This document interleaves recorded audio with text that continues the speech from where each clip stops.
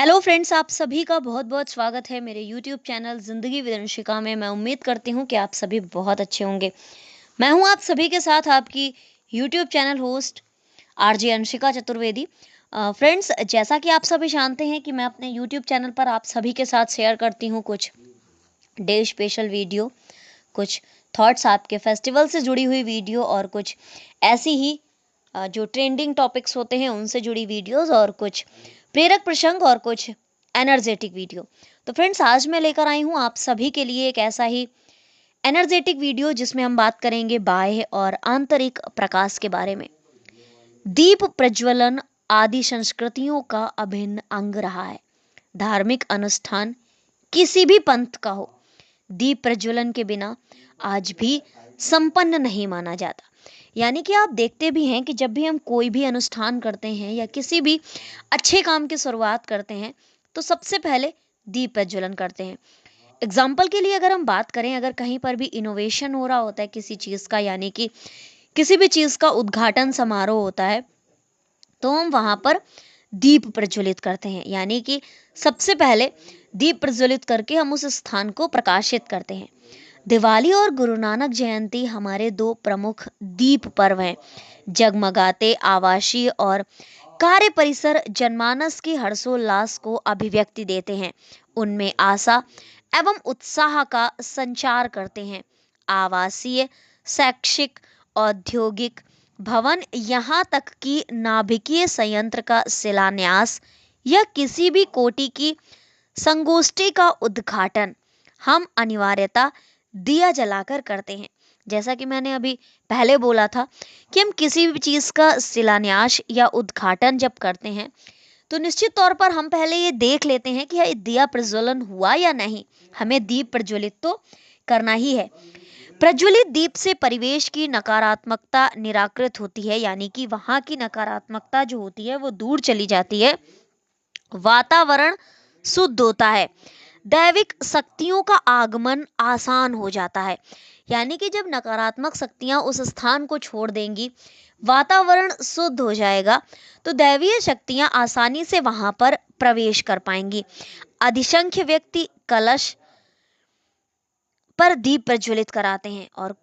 और अगर हम बात करें कि दीप प्रज्वलन क्यों होता है, तो अधिकांश व्यक्ति क्लेश, विवाद और भ्रांतियों से इसलिए त्रस्त हैं क्योंकि उन्हें जीवन के परम उद्देश्य और इसकी अधिप्राप्ति के आवश्यक साधनों और विधियों का ज्ञान ही नहीं है।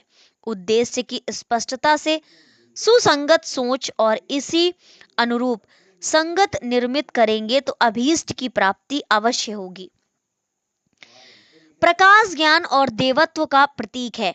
अंधकार कितना भी हो, एक जलते दिए से लुप्त हो जाता है। अंधकार रूपी अज्ञान को मिटाने में दीपक की भूमिका निर्विवाद होती है। यह दीपक उस सद्बुद्धि और विवेक का है जो एक और व्यक्ति का प्रभु से नैकट्य स्थापित करता है और दूसरों को सदमार्ग पर, सन्मार्ग पर चलने की प्रेरणा देता है। आवरण धोखा दे सकता है। बाह्य चमक दमक और लीपापोती की आतुरता में अंतःकरण की उपेक्षा हो सकती है। अपने मूल दैविक रूप को पहचाने, निखारते रहें तो जीवन सार्थक हो जाएगा। अन्यथा अगर हम केवल पूरी जिंदगी में अपने बाह्य आवरण और बाह्य चमक दमक और लीपापोती की ही चिंता करते रहेंगे तो हमारा आंतरिक वातावरण, यानी कि हमारा अंतःकरण कभी भी शुद्ध ही नहीं होगा और ना ही ईश्वर से हमारी निकटता स्थापित हो पाएगी और ना ही हम कभी ऐसा उदाहरण बन पाएंगे जो दूसरों के लिए अनुसरण गामी हो पाए। प्रकाशवान रहने के लिए साधक अपना मार्ग स्वयं तैयार करता है। अप दीपो भवा। दूसरा व्यक्ति हमारी सद्बुद्धि का दिया नहीं जला सकता। यानी कि हम क्या हैं ये सिर्फ हम जानते हैं और हम ही अपनी अंतर्निहित शक्तियों का विकास भी कर सकते हैं। कोई अन्य व्यक्ति या दूसरा व्यक्ति हमारी अंतर्निहित शक्तियों का विकास कर ही नहीं सकता, क्योंकि उसे पता ही नहीं है कि हमारे अंदर कौन कौन सी शक्तियां विद्यमान हैं। इसकी उत्कंठा हमें हमारे भीतर से ही उठानी होगी। सम्मति के द्वार भीतर से बाहर की ओर खुलते हैं, यानी कि जो बुद्धिमत्ता के द्वार होते हैं, जो अंतर्निहित शक्तियों का विकास होता है, वो अंदर से बाहर की ओर होता है, ना कि बाहर से अंदर की ओर। हमारी सोच, हमारा आचरण और कार्य ईश्वरीय विधान के जितना ज्यादा अनुरूप होंगे, उसी अनुपात में हम ईश्वरीय प्रकाश से लाभान्वित होंगे।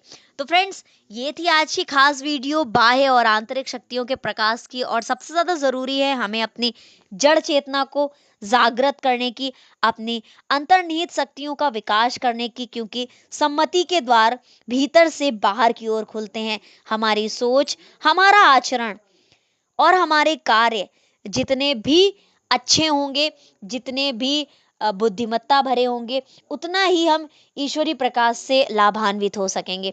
तो इसी तरह से और भी वीडियोस को सुनने के लिए, देखने के लिए देखते रहे मेरा यूट्यूब चैनल जिंदगी with Anshika. Thank you so much, thanks for watching and thanks for supporting. Bye bye and take care.